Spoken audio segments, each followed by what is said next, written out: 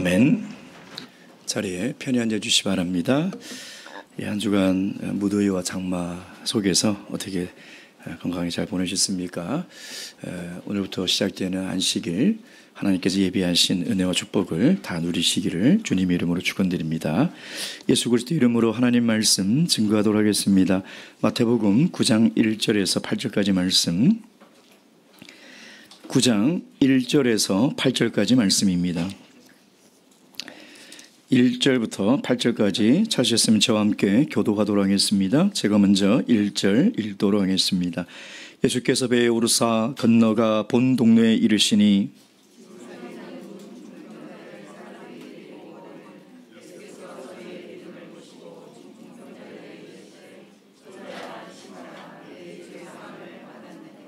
어떤 서기관들이 속으로 이르되 이 사람이 참남하도다.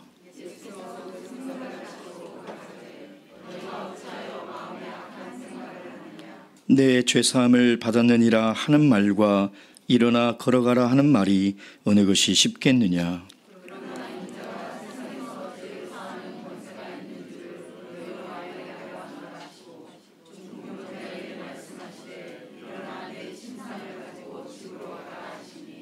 그가 일어나 집으로 돌아가거늘 무리가 보고 두려워하며 이런 권세를 사람에게 주신 하나님께 영광을 돌리니라. 아멘. 금번 세례식에 4명의 우리 성도님이 새 생명을 얻고 하나님의 자녀로 거듭났습니다. 주님께 참 감사를 드립니다. 자녀를 낳아본 부모들은 한 생명을 이 땅에 나오기까지 얼마나 많은 사람들이 기대하고 또 기다리고 기도했는지를 아마 잘 아실 것입니다. 또한 이 한 생명이 건강하게 성장하기 위해서 또 얼마나 많은 인내와 또 수고를 해야 하는지도 우리는 다 잘 알고 있습니다. 근본의 세례를 통해서 새롭게 거듭난 우리 성도님들, 이 신앙의 길을 걸어갈 때에 우리 기존의 우리 성도님들이 많은 관심과 또 기도와 사랑의 격려가 있어야 하는 줄로 압니다. 늘 우리 새로운 생명들을 위해서 기도해 주시고 관심 가져주시기 바랍니다. 근본의 세례식 이 장소가 사실 참 너무 좋았죠. 세례가 끝나고 나서 환경도 너무나 좋았지만 우리 신도들이 또 함께 신도예배로 모여서 이렇게 모임을 가질 수 있는 것이 너무나 좋았습니다. 전 특별히 빵이 정말 맛있더라고요. 그래서 세례식을 다 끝나고 커피를 마시면서 성도님들과 축하를 나누고 제가 빵을 참 많이 먹었습니다. 그래서 나중에 보니까 그 집이 정말 유명한 집이었더라고요. 그래서 어쩐지 참 맛있구나 라는 생각을 이렇게 했는데요. 사실 근본 세례 장소를 우리 임원들이 이렇게 찾으면서 계속했던 고민이 있습니다. 그게 뭐냐면 물놀이 하는 사람들이 왔을 때 우리 경건한 세례식이 좀 방해를 받지 않을까 하는 걱정이 제일 많았습니다. 그래서 세례 시간을 1시간 일찍 당겨서 한 이유가 거기에 있는 것이죠.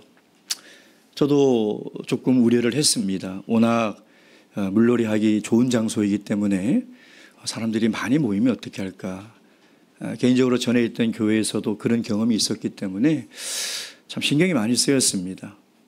제가 먼저 물에 내려가서 이제 세례식이 시작되기 전에 하나님께 기도를 드리다가 우리 성도님들이 위에서 찬양을 하시는 모습을 딱 보는데 저쪽 편에 사람들이 이렇게 쳐다보고 있는 겁니다. 근데 그 표정이 어떠냐면 저 사람들 뭐하지? 라는 표정입니다. 그러겠죠. 우리가 뭘 하는지 그들이 어떻게 알겠습니까? 정말 이상한 사람들이다. 도대체 어디서 차를 저렇게 다 끌고 와가지고 이상하게 흰 옷을 입고 왜 물에 내려가서 뭐하지? 그때 속으로 그런 생각을 했습니다. 저 사람들이 이 세례를 이해할까? 이 세례를 통해서 한 사람의 죄가 씻음을 받는다는 것을 알고 있을까? 그리고 한 사람의 인생에 있어서 죄의 문제 해결하는 것이 가장 중요하다는 것을 저 사람들은 알 수 있을까? 절대 모르는 거죠. 세례를 통한 우리의 죄 사함의 이 비밀을 어찌 알 수 있겠습니까? 이 마태복음의 저자 이 마태는 지금까지 저희들에게 예수님의 가지신 신적 권위를 설명하고 있는데 두 가지의 영역에서 설명을 하고 있습니다. 첫째는 자연 세계죠. 둘째는 영적인 세계였습니다. 그가 누구기에 바람과 바다를 꾸짖어 잔잔케 하냐 이 말이에요. 창조주 하나님이 아니시고는 불가능한 일 아니겠습니까?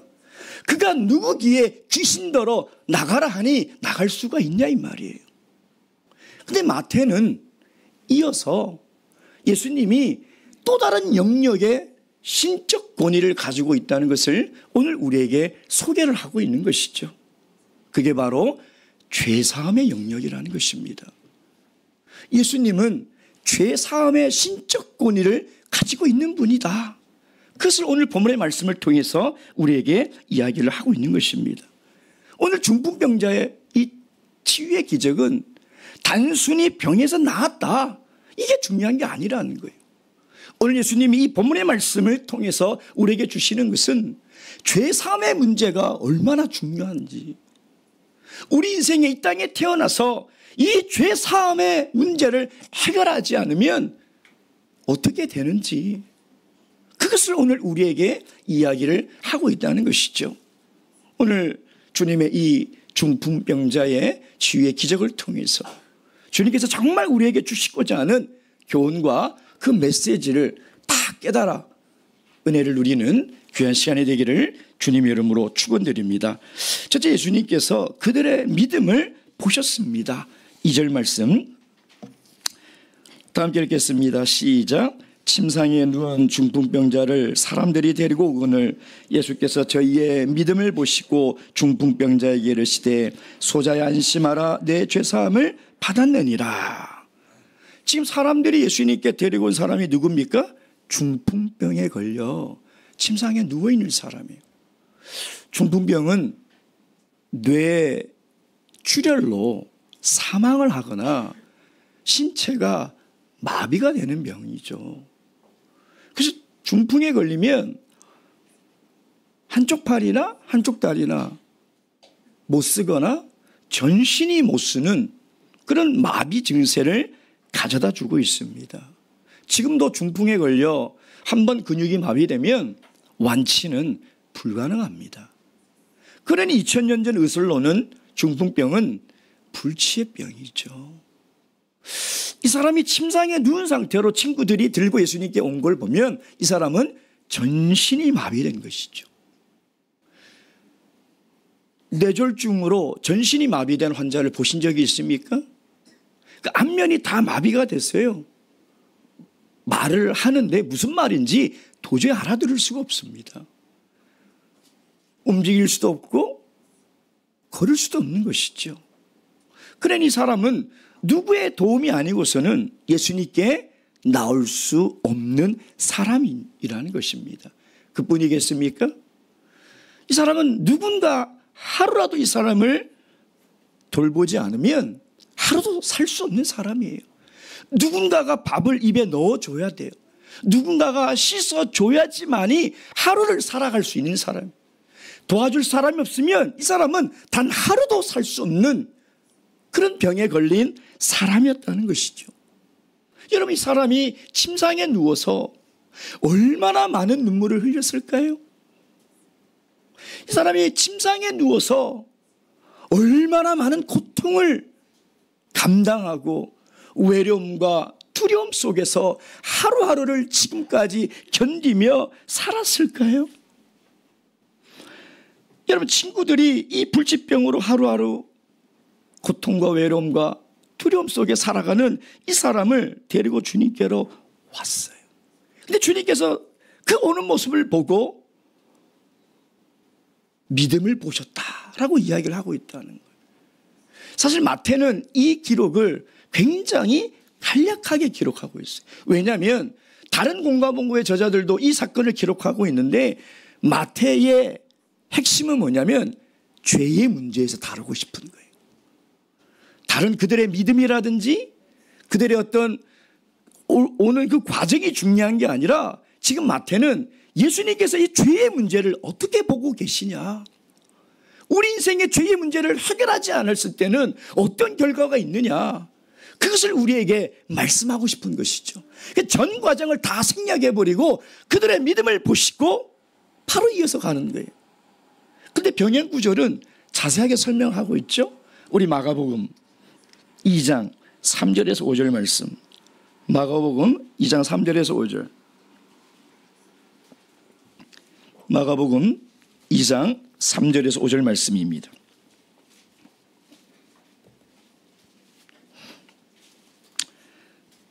이 장 3절에서 5절 다 함께 읽겠습니다. 시작. 사람들이 한 중풍병자를 네 사람에게 메어 가지고 예수께로 올세 무리를 인하여 예수께 데려갈 수 없으므로 그 계신 곳에 지붕을 뜯어 구멍을 내고 중풍병자의 눈상을 달아내리니 예수께서 저희의 믿음을 보시고 중풍병자에게 이르시되 소자야 내 죄사함을 받았느니라 하시니.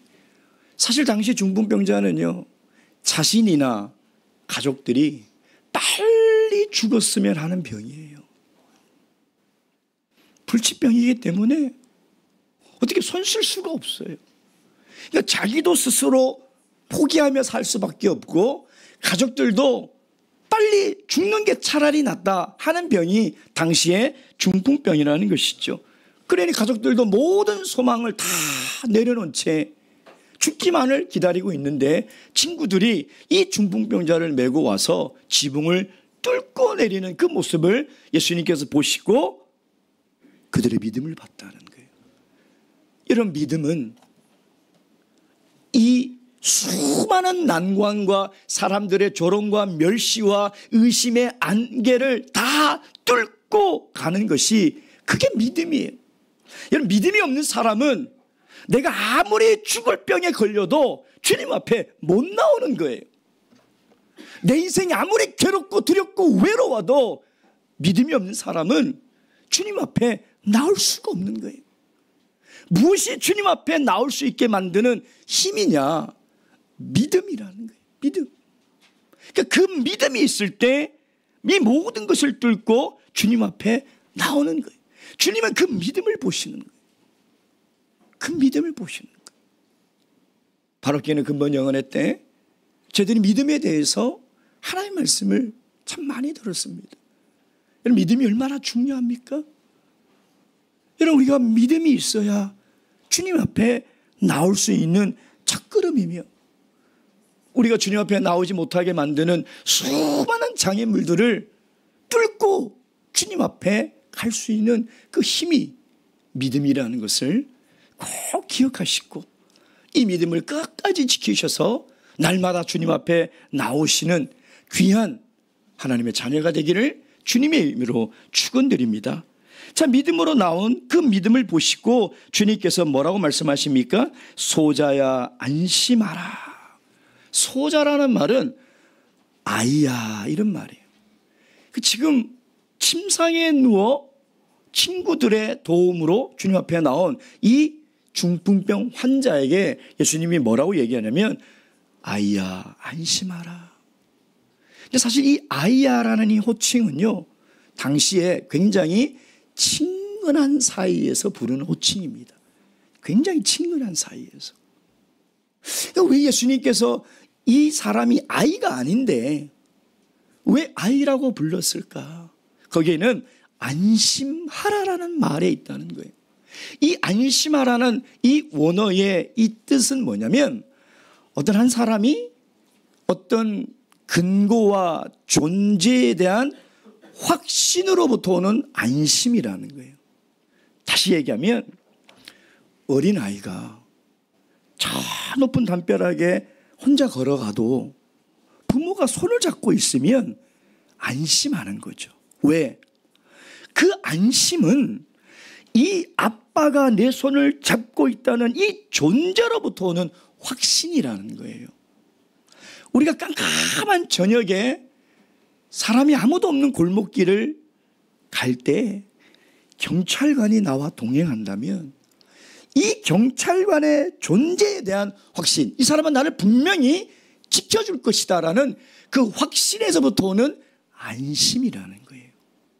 그래서 예수님은 이 중풍병자에게 친근하게 위로의 말을 먼저 건네는 거예요. 왜 그랬을까요? 그만큼 고통 가운데 있는 거예요. 이 사람이 그만큼 두려움과 불안 가운데서 신음하고 있는 거예요.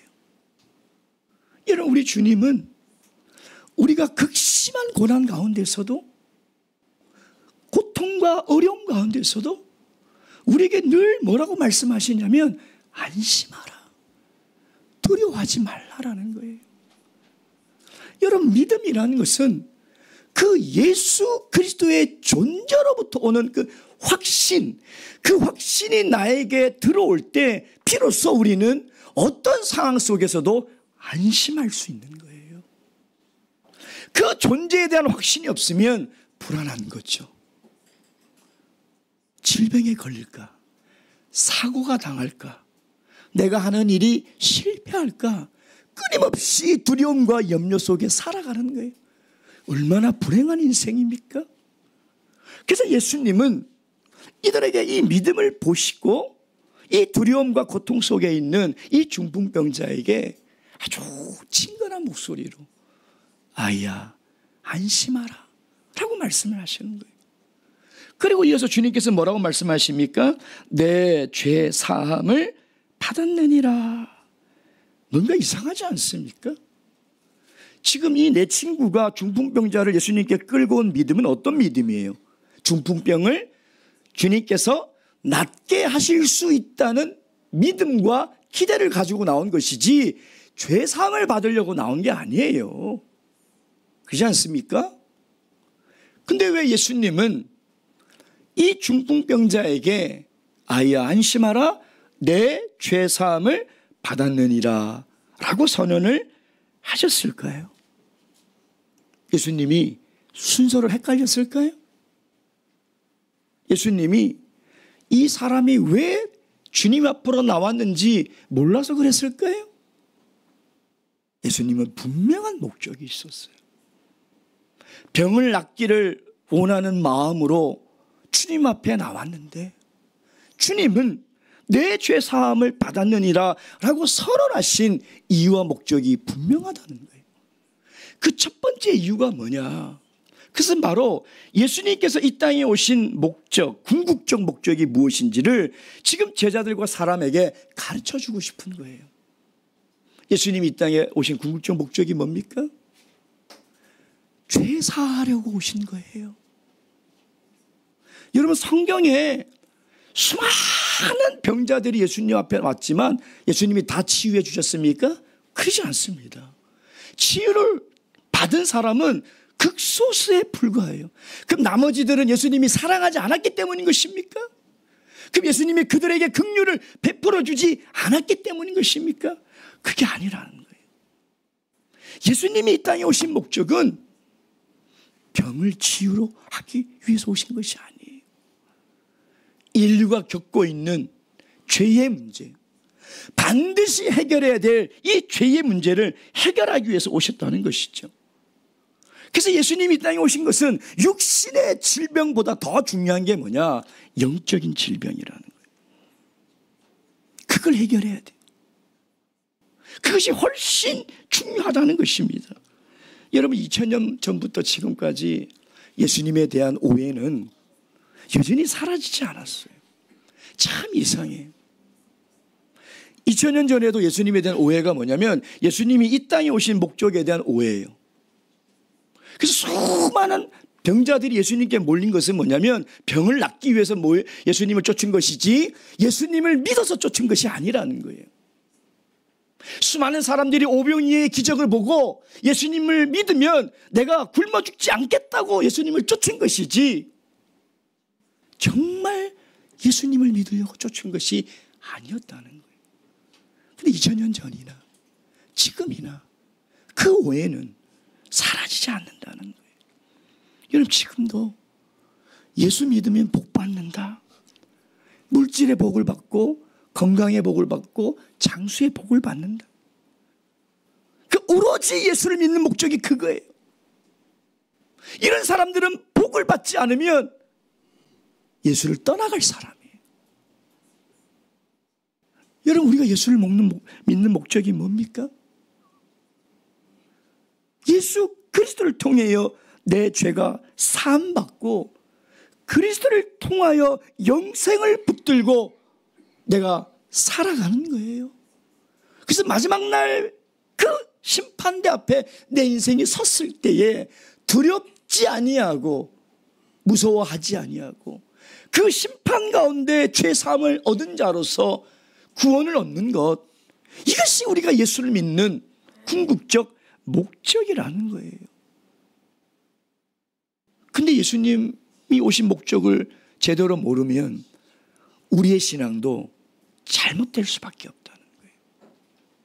그리고 두 번째 이유는 뭐냐면 유대인들이 가진 잘못된 신앙관을 고쳐주기 위한 것이죠.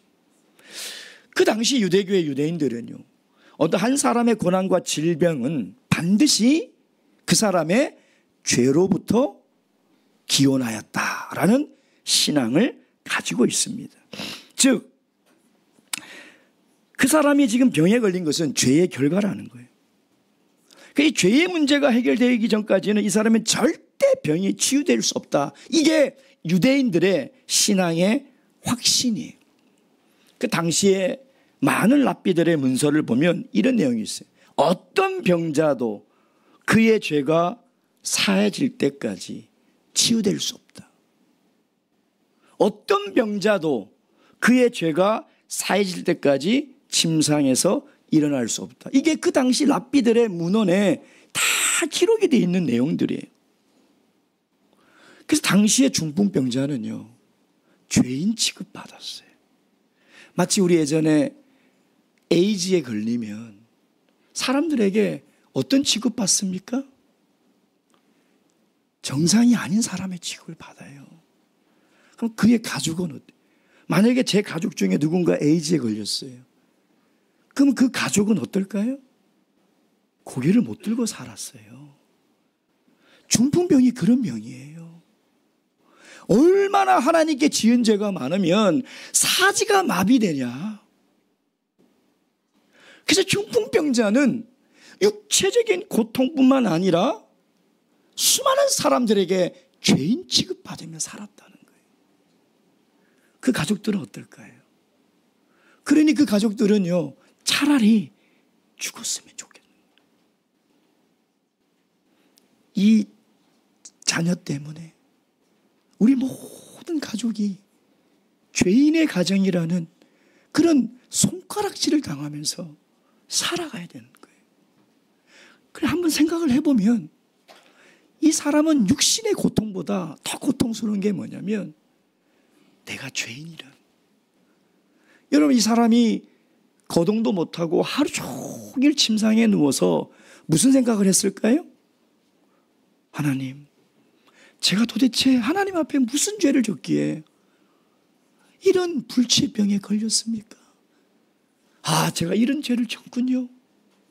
제가 하나님 앞에 이런 죄를 졌습니다. 내가 이 죄 때문에 종국에는 하나님의 심판과 형벌을 받게 될 것입니다. 그러니 그가 하루하루 보내는 그 날이 얼마나 두렵겠냐 이 말이에요. 하나님께 죄를 지은 결과가 중풍병인데 이 병이 치유되지 않으면 결국은 하나님의 형벌을 반드시 받게 된다는 것을 본인이 알 때 이 사람이 얼마나 괴롭겠냐 이 말이에요. 여러분, 사람을 정말 고통스럽게 만드는 것은요, 정죄의식입니다. 죄책감이에요. 죄의식이에요. 이건 누가 주느냐? 마귀가 주는 거예요. 끊임없이 마귀는 고소하는 자라고 그랬잖아요.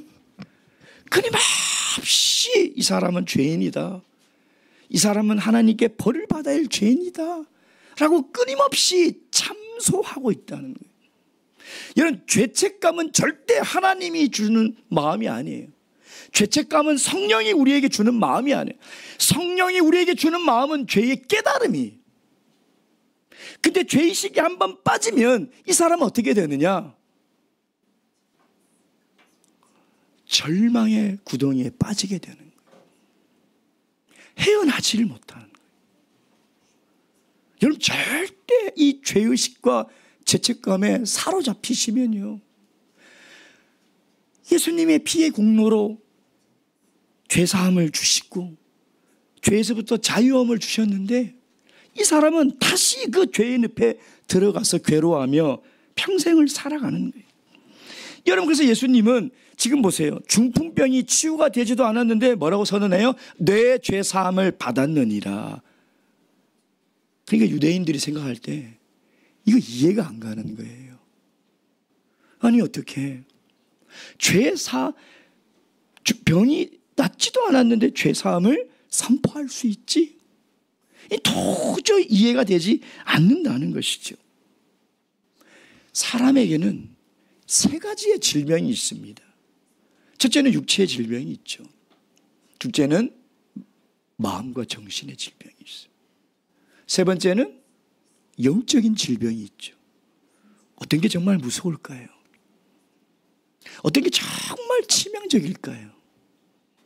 눈에 보이지 않는 정신과 마음, 영적인 질병이 훨씬 치명적인 것입니다. 근데 많은 사람들은요, 눈에 보이는 질병만 두려워해요. 눈에 보이는 질병에 걸리지 않으려고 수많은 시간과 돈을 쓰며 건강을 관리하는데 정작 내 영혼을 병들게 하는 그 죄들에 대해서는 무감각하며 살아가고 있다는 것이죠. 여러분, 이게 그 사람의 비극이에요. 아니, 건강하려고 그렇게 노력하고 약이란 약은 다 챙겨 먹고 건강검진은 다 받으면서 내 영혼의 건강을 위해서는 왜 이렇게 무감각하며 살아가냐 이 말이에요.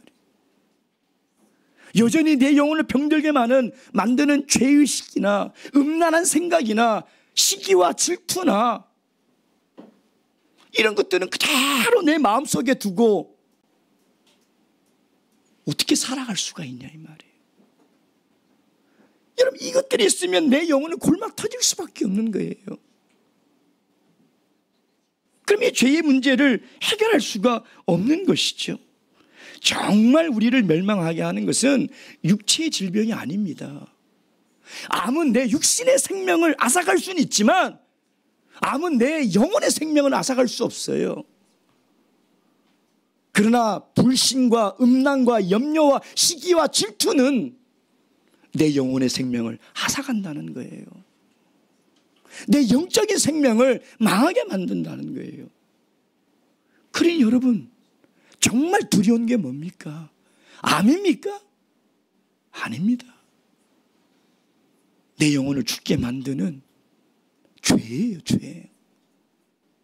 근데 이 죄의 문제에 대해서 심각하게 생각하지 않고 있다는 것이죠. 여러분, 만약 이 중풍병자가 병이 낫지 않더라도 이제는 그 누구도 이 사람을 죄인으로 정죄할 수가 없어요. 왜? 예수님께서 내 죄 사함을 받았느니라고 선포하셨기 때문이에요. 이 사람이 비록 중풍병으로 죽을지라도 이 사람은 절대 영원한 형벌로 끌고 갈 사람이 아무도 없다는 거예요. 왜? 죄 사함을 받았기 때문에. 여러분, 이게 중요한 거예요. 건강하게 살면 뭐합니까? 얼마나 건강하게 오래 살려고 그럽니까? 병에 안 걸리고 살면 뭐합니까? 내 영혼이 죽어가고 있는데 여전히 죄의 문제를 하나님 앞에 해결하지 못하고 살아가고 있는데 이 땅에서 건강하게 사는 것이 무슨 의미가 있냐 이 말이에요. 정말 중요한 것은 우리의 죄의 문제를 심각하게 생각해야 한다는 것이죠. 그래서 로마서 8장 1절에 바울 사도는 누구든지 그리스도 안에 있으면 정죄함이 없느니라. 여러분, 그러니 우리 얼마나 감사합니까? 우리가 세례를 통하여 이제 그리스도 안에 속했어요. 이제 그 누구도 우리를 정죄할 수가 없어요. 우리가 이 땅에서 어떤 모습으로 살든 내가 교통사고로 오늘 죽어도, 내가 극심한 질병으로 고통 속에 신음심을 앓다가 내가 정말 매일매일같이 눈물과 두려움과 외로움 속에서 죽어도 누구도 우리의 영혼을 하나님의 형벌로 끌고 올 사람이 없어요. 왜? 우리를 정죄할 사람이 없기 때문인 거예요. 이것이 중요한 것이고, 이것을 위해서 우리 예수님은 이 땅에 오시고 세례를 통하여 우리의 죄를 사해 주셨다는 것을 우리가 잊지 말아야 한다는 거예요. 자, 그러자 세 번째, 이 3절 말씀 보겠습니다. 3절 다 함께 읽겠습니다. 시작. 어떤 서기관들이 속으로 이르되 이 사람이 참남하도다. 예수님께서 이 땅에 오셔서 이 죄사함의 권세를 제자들과 교회에 주셨다는 거예요. 지금 이 서기관들이 막 화가 났어요. 자, 마가복음 2장 7절 말씀. 마가복음 2장 7절 말씀. 왜 화가 났느냐? 2장 7절 말씀 다 함께 읽겠습니다. 시작. 이 사람이 어찌 이렇게 말하는가? 참남하도다. 오직 하나님 한 분 외에는 누가 능히 죄를 사하겠느냐. 지금 죄사함의 선언을 한, 아직 중풍병이 안 나왔어요. 죄사함을 선언하는 것을 보고 이 서기관들이 화가 막 나요. 그 두 가지 이유지. 첫째는 죄사함은 하나님만 할 수 있는 건데 예수님이 했다는 것, 즉 신성모독이에요. 그래서 죄사함은 반드시 제사를 통해서 이루어지는 것인데 그냥 믿음을 보고 했다는 거예요. 유대교는 율법과 제사를 통해서 죄사함이 있다고 믿고 살아가는 사람들이에요. 그리스도인은 예수 그리스도를 믿음으로 말미암아 죄사함을 얻는 거예요. 이게 다른 거죠. 그러니까 그들이 이것을 보고 막 화가 나는 거예요. 근데 예수님께서 이렇게 얘기하십니다. 5절 시작. 내 죄사함을 받았느니라 하는 말과 일어나 걸어가라 하는 말이 어느 것이 쉽겠느냐? 어느 것이 쉽습니까? 어느 것이 쉽습니까? 예? 둘 중에 하나잖아요. 어느 게 쉽습니까? 지금 한 분은 죄사함이 쉽다고 하시고 한 분은 일어나 걸으라 그러는데 둘 다 어렵죠. 이 쉬운 게 어디 있습니까? 아니, 불치병을 어떻게 낫게요? 삼성병원 의사도 못 고쳐요. 근데 이게 쉽나요? 아니, 둘 다 어려워요. 근데 둘 중에 뭐가 좀 더 어렵냐? 죄사함이 더 어렵겠죠. 근데 쉽죠. 무슨 말이냐? 그냥 말로 하기에는 쉽잖아요. 죄사함이. 중풍병자는 말로 야 일어나! 근데 안 일어나면 금방 확인이 되는데 죄사함을 받았느니라 어떻게 확인할 거예요? 그러니까 둘 다 어려운 거죠. 근데 쉽죠. 왜 쉬워요? 말만 하면 되니까. 그래서 예수님께서 중풍병자에게 이어서 뭐라고 말씀하십니까? 뭐라고 말씀하세요? 일어나 내 침상을 가지고 집으로 가라. 이게 무슨 말이에요? 내가 한 말에 대한 증거라는 거예요. 내가 죄 사함의 권세가 있는 그 증거를 봐라. 말로 하기는 얼마나 쉽냐. 근데 예수님은 말로만 하는 게 아니에요. 우리가 세례를 베풀 때 예수 그리스도의 이름으로 세례를 주어 내 죄를 씻노라는 말로만 하는 것이 아니에요.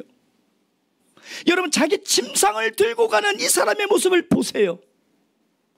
이것이 예수님께서 죄사함의 권세가 있다는 확실한 증거가 아니고 뭐겠냐 이 말이에요. 누가 감히 이것을 부정할 수 있겠냐 이 말이에요. 예수님은 지금 확실한 증거를 보여주고 있잖아요. 근데 예수님께서 8절에 뭐라고 말씀하시냐? 8절에 이런 말씀하십니다. 다 함께 읽겠습니다. 시작. 우리가 보고 두려워하며 이런 권세를 사람에게 주신 하나님께 영광을 돌리니라. 사실 원문에는 사람들에게라고 복수로 되어 있어요. 킹 제임스 버전에도 사람들이라고 복수로 되어 있어요. 이 사람들이 누굴까요? 제자와 교회 공동체를 얘기하는 거예요. 예수님은 이 죄사함의 권세를 누구에게 주시느냐? 지금 제자들에게 주시는 거예요. 앞으로 제자들에게 주실 거예요.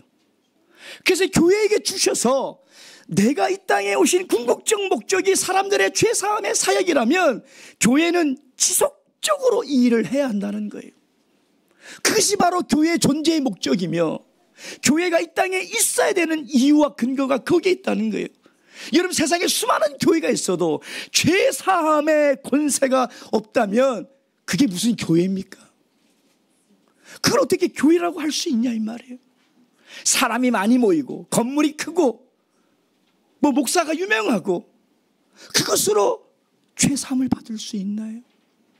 요한복음 20장 22절 말씀, 요한복음 20장 22절 말씀, 요한복음 20장 22절 말씀 다 함께 읽겠습니다. 22절 시작. 이 말씀을 하시고 저희를 향하사 숨을 내쉬며 가라사대 성령을 받아라. 너희가 네 죄든지 사하면 사하여질 것이요 네 죄든지 그대로 두면 그대로 있으리라 하시니라. 아멘. 그러니까 성령이 내려 세워진 그 교회에 그 성령을 통해서 예수님은 이 죄사함의 권세를 주셨다는 거예요. 그러니까 너희가 예수 그리스도의 이름으로 선언하면 그 사람의 죄가 사해진다는 거예요. 여러분, 이 권세를 말세의 참교회에 주셨으니 여러분, 우리 참예수 교회가 얼마나 영광스러운 교회인지 여러분 자부심을 가져셔야 됩니다. 인생의 가장 근본적인 영적인 질병을 치료할 곳이 이 세상에 어디에 있습니까? 참예수 교회밖에 없는 거예요. 여러분, 우리 주위에 영적인 중풍병자들이 얼마나 많습니까? 그들 스스로는 주님 앞에 나올 수 없어요. 누군가의 도움이 있어야 돼요. 그들은 영적으로 두려워요. 외롭고 고통스러운 그 죄로 인해서 잘 먹고 잘 사는 것처럼 보이죠? 그들의 영혼을 살펴보세요. 얼마나 외롭고 두려우면서 살아가고 있는지. 죽을 날이 점점 다가올수록 얼마나 무서운지 아세요, 여러분? 이분들을 믿음으로 모시고 나와야 돼요. 죄사함의 권세가 오직 우리 참매수교에 있다는 것을 여러분 증거하셔야 돼요. 그리고 모시고 나오셔서 이 죄의 문제를 해결해서 죄로부터 해방을 받아 이제 다시는 누가 정죄하지 않고 하나님의 심판의 날에 구원을 얻는 그런 귀한 축복을 우리가 선물해야 되지 않겠습니까? 앞으로도 우리 교회가 이런 죽어가는 영혼들에게 관심을 가지고 믿음으로 이들의 발걸음을 인도하는 교회가 되기를 주님의 이름으로 축원드립니다. 묵도하시겠습니다. 할렐루야. 아멘.